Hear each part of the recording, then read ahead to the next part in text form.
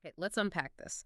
You're gearing up for your ATPL theory exams, and well, when it comes to vision and eye physiology, that section isn't just important, it's absolutely foundational. Mhm. Understanding how the human eye works, its incredible capabilities, and perhaps most critically for you as a pilot, its inherent limitations, is non-negotiable knowledge. Absolutely. Our mission today is to go on a critical deep dive into the essential insights from our source, the eye and vision, function, structure, and defects. We want to ensure you're not just prepared to, ace those specific exam questions, Right. but that you truly grasp how profoundly sight impacts every aspect of flight safety and performance. This Yeah. isn't just about memorizing facts, it's about seeing the bigger picture. And that's precisely what's so fascinating here. The eye is in many ways a masterpiece of biological engineering, yet it holds surprising vulnerabilities and limitations, particularly under the unique stresses and conditions found within the aviation environment. Yeah. We're going to connect the dots between the fundamental physiology of the eye and its very practical implications for flying. Our deep dive will begin by exploring the eye's core structures, then transition into its specialized functions, how we perceive detail, color, and adapt to light. Okay. From there, we'll examine common visual defects and, crucially, how external factors like light levels, altitude, and speed influence what a pilot sees and how quickly they react in the cockpit. Sounds good. By the end, you'll not only have a clear understanding of what's critical for your exams, but hopefully a deeper appreciation for the intricate dance between your vision and the demands of flight. All right, let's start at the very beginning, setting the scene. It's often helpful to think of the eye like a sophisticated natural camera.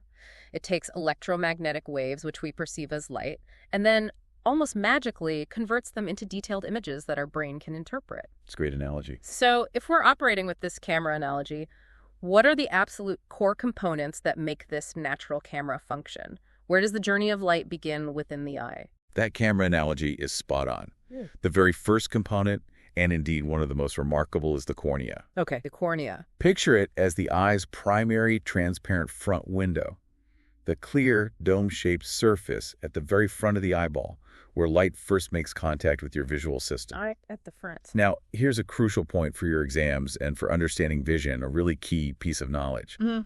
The cornea is your eye's primary fixed focusing device. Fixed, okay. It performs a staggering amount of the eye's total focusing ability. We're talking somewhere between 70% and 80% of it. Wow, that much? Yeah, it's huge. This isn't just an interesting statistic. It means that the vast majority of light bending, getting those incoming rays organized, happens right at this initial entry point. It achieves this incredible feat simply by its fixed, highly curved shape, which inherently bends light rays as they pass through. So if the exam asks what part of the eye bends the most light? It's the cornea. Absolutely. It's your eye's fundamental, non-negotiable gateway to clear sight. Even a minor issue with the cornea, say, a small abrasion from a foreign object, or even slight dehydration from the dry cabin air at altitude, can disproportionately impact a pilot's overall vision. Makes sense. It creates a blurry image that the rest of the eye simply can't fully correct. Wow, 70 to 80% of the focusing power right at the entrance. That's a huge amount of work for one part. So after light passes through that primary focusing window, what comes next in our camera system to control how much light actually gets in? Almost like an aperture setting. You're exactly right. That brings us to the iris and the pupil. Ah, the colored part. Exactly. The iris is the colored part of your eye, the part that gives your eyes their unique hue, whether they're blue, brown, or green. Functionally, it acts very much like the diaphragm or aperture in a camera. Oh, okay. Its essential job, and this is another key knowledge point, is to meticulously control the amount of light allowed to enter the eye. So the iris controls the amount of light. It achieves this by precisely regulating the size of the pupil, which is that clear central opening within the iris. Think of the pupil as the dynamic, responsive whole. Gets bigger. All right. Many thanks for listening to this free part of the ATPL Theory podcast. If you want to continue learning and access the full comprehensive guide, go to my Patreon at patreon.com/ATPLtheory or my Hero at herohero.co/ATPL. That is patreon.com/ATPLtheory or herohero.co/ATPL.